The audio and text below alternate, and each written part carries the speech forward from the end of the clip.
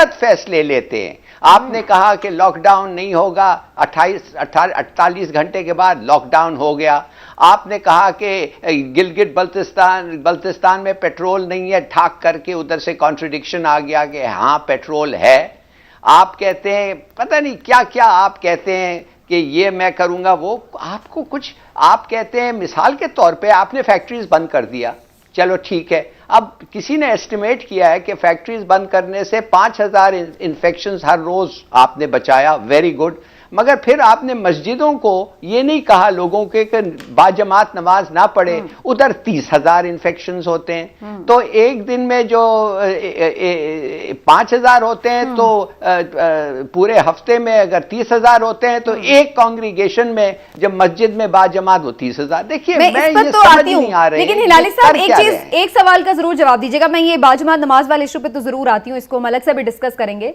लेकिन सर जो आप बात कर रहे हैं कि जी लॉकडाउन का उन्होंने कहा कि नहीं होगा, फिर हुआ, उनका ये कहना है इस मुतालिक कि वो सूरत हाल को मॉनिटर कर रहे हैं, बहुत से फैसले वो करते भी जाएंगे बंद करने के और सूरत हाल के मुताबिक खोलते भी चले जाएंगे। ये ऐसा नहीं है कि एक दफा एक चीज कर दी कि अब नहीं होगा तो मतलब नहीं होगा। जैसे कर्फ्यू के बारे में भी वो ये कह रहे हैं कि हो सकता है हमें उसकी तरफ जाना पड़े, लेकिन अभी वो फौरन इसको अनाउंस नहीं करे। तो लॉकडाउन के बारे में भी उनका यही कहना था कि अभी हम नहीं कर रहे उस वक्त, यानी वो ये कह रहे थे। बाद में इवेंचुअली लगा कि करना चाहिए तो सब लोगों ने किया। उनसे ये सवाल पूछें कि एक चीन का एक्सपीरियंस के बारे में उन्होंने सुना है? चीन में लॉकडाउन नहीं था, कर्फ्यू था। क्यों? जब वो कामयाब हुआ ना, लॉकडाउन किधर हो रहे हैं? आप देख रहे हैं इटली में कैसा बढ़ रहा है।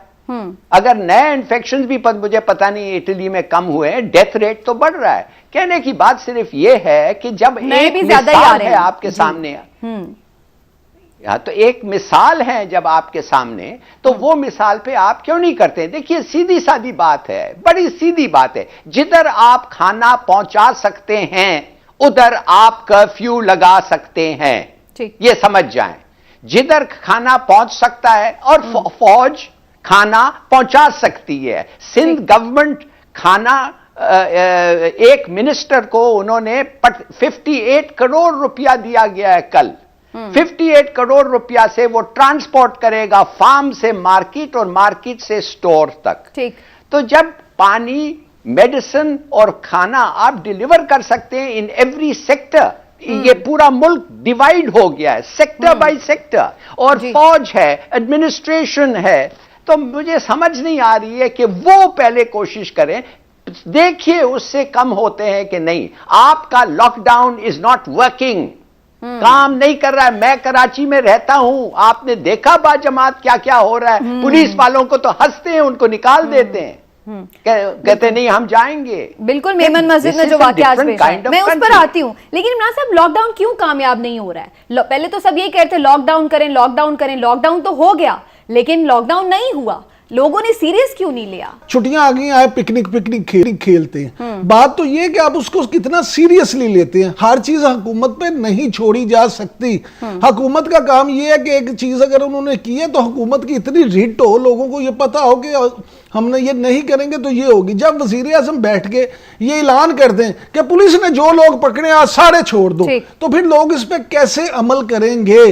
मेरी यहाँ लाहौर पुलिस के एक बहुत आला अफसर से बात हो रही थी, उसने मुझे कहा जी बात यह है कि हम लॉकडाउन पे अमल कैसे करवाते हैं। आखिर हमने ये फैसला किया कि अच्छा कहीं 2-4 लोगों को डंडे मारेंगे तो फिर लोगों को असर होगा। वो यानी ये वो कहते हैं ना, डंडा पीर बिगड़ियां तेड़ियां का, ये कौम पीर डंडे के अलावा नहीं मानती। इन पे आपको सख्ती करना पड़ेगी अगर आपने वाकई लॉकडाउन करवाना है। अगर नहीं तो फिर इसी तरह से मिला जुला रुझान रहेगा, कहीं लॉकडाउन हो गया कहीं नहीं हुआ। जिसको डर खौफ है वो बैठ जाएगा, जिसको नहीं है जो उसमें लगा हुआ है वो लगा रहे। तो हिलाली साहब लोग तो यही कह रहे हैं कि लॉकडाउन तो फिर यही होता है कि आपने काम जो सरकारी तौर पर थे वो सारे बंद कर दिए और लोगों को ये हिदायत कर दी कि आपने जरूरी काम से ही बाहर निकलना है। अब ऐसा नहीं है कि आप डंडा लेके बाहर खड़े हो जाएंगे। अगर ऐसा आप कर रहे हैं तो दैट मीन्स कि फिर वो नेक्स्ट स्टेज है और वो कर्फ्यू की स्टेज है बेसिकली। तो आप क्या समझते सर, सिंध में क्यों नहीं लॉकडाउन आपके ख्याल से कामयाब हुआ उस तरह से? अब कर्फ्यू का सोच रही सिंध हुकूमत। कौन कहता है कि सिंध में कामयाब हुआ है? मैं तो पूछ रही हूँ क्यों नहीं कामयाब हुआ? सिंध में इसलिए नहीं हुआ है कि वो भी पाकिस्तानी है, इनडिसिप्लिन, अनएजुकेटेड, इलिटरेट, इग्नोरेंट, आप क्यों मुझसे ये सवाल पूछ रहे हैं जब सबको पता है? ये बात नहीं सुनते जब तक डंडा नहीं चले। और तो फिर इसलिए असल मैं में- कहता हूं कर्फ्यू। ठीक। आप लोग बार बार आप पूछती रहती हैं कि क्यों नहीं चल रहा है, जब एक एसएचओ आके एक बात करता है लोगों को और वो कहते हैं ओए हट, उसको धक्का दे के आगे चले जाते हैं और वो कुछ नहीं करता है। जब आप देखते हैं कि जो लोग अपने जान खतरे में और दूसरों की जान खतरे में डालते हैं और उनको मुर्गा कर बना रहे हैं आप रोड पे और सब लोग हंस रहे हैं, ये कोई तरीका है? Is this serious? नहीं, it's not serious, it's a joke. तो फिर पूछते रहे आप क्यों नहीं हो रहा है, क्यों नहीं हो रहा है? देखिए कर्फ्यू, प्लीज अंडरस्टैंड, लाखों की तादाद में नए इन्फेक्शंस जाएंगे। अगर इंडिया अभी सिर्फ 13-14 लाख है हिंदुस्तान का एस्टिमेट, इधर भी काफी लाख होंगे। मैं कह रहा हूं आपको कि लोगों को एक ही, जब तक वैक्सीन नहीं आया, प्रिवेंशन इज द क्योर। और प्रिवेंशन उसी वक्त हो सकता है जब आप discipline, in absolute rigorous discipline और नए चीजें, मिसाल के तौर पे समीना मुझे बताएं, खाना, कोई रेस्टोरेंट खाना नहीं पका रहा है, कोई होटल खाना नहीं पका रहा है, मैं उनको कहता हूं शुरू करो, उनको कहो खाना पकाओ। ये DHL और ये जो एक्सप्रेस मूवर क्या कहते हैं, ये जो एक्सप्रेस मूवर्स हैं, ये वो जो खाना डिलीवर करते हैं, उनको कहो आपके पास सब चीज है, आपके पास वो कंप्यूटर सिस्टम है, गूगल मैप्स हैं, डिलीवर करो। ये एक मैसिव ऑपरेशन होना चाहिए जिसमें आप सोफिस्टिकेटेड अपनी टेक्नोलॉजी भी इस्तेमाल करें। लोगों जो इस वक्त काम नहीं करें, आप यकीन कर सकते हैं कि 25,000 राशन हर रोज एक आदमी, एक इंडस्ट्रियलिस्ट तकसीम कर रहा है। आखिर कितने पैसे होंगे उसके पास ये तकसीम करने के लिए, मगर वो कर रहा है। ये दूसरी बात है कि उसने टैक्स कभी दिया ही नहीं है, मगर ये कर रहा है।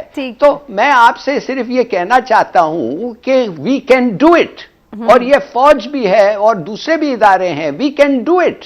मगर ये अगर करने के लिए तैयार नहीं है, इनको किसी दिमाग में इनको कोई बिठा दिया है। देखिए ये सही कह रहे हैं, हमारे घर जो होते हैं, बस्तियां होते हैं, कुरंगी में एक लेबर कॉलोनी है। कौन कहता है वो लेबर कॉलोनी को आप with in the labour colony उनको नहीं रख सकते हैं? वो तो रहते हैं उधर भाई। इसका मतलब ये नहीं है कि दरवाजे से निकलें और कोई आके आपको मारेगा। इसका मतलब है कि इस एरिया में यू आर कन्फाइंड।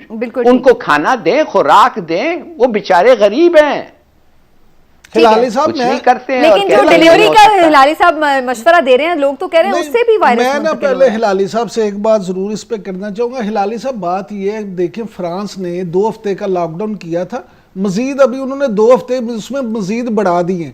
मैं आपसे पूछना ये चाहता हूं कि अमेरिका जो है अगर अपने मफाद के लिए तालिबान को अच्छे बच्चे करार दे सकता है, तो हमारे यहाँ एक था फलाह इंसानियत फाउंडेशन के नाम से इदारा, जो एक काम कर रहा था। जब आपको याद होगा, उन्होंने सैलाब में, उन्होंने जल्जले में, जहां अभी हमारे फौजी भाई भी नहीं पहुंचते थे, वो लोग वहां पहुंचे होते थे, वो वहां पे काम करते थे। उनके पास डॉक्टरों की एक लंबी टीम है, उनके पास रजाकारों की एक लंबी टीम है। आप टाइगर फोर्स बनाने की बात करते हैं, तो आप उनको क्यों नहीं अपने बोर्ड लेते? आप उनसे राब्ता करें, उनमें से अच्छे लोग हैं उनको बना के नए नाम से किसी उससे उनको साथ लें, उनको साथ चलाएं। और वो ट्रेंड होते हैं। पूरी दुनिया में लोग अपने मफाद के लिए काम करते हैं। हम वो लोग जो ट्रेंड है उनसे काम नहीं ले रहे।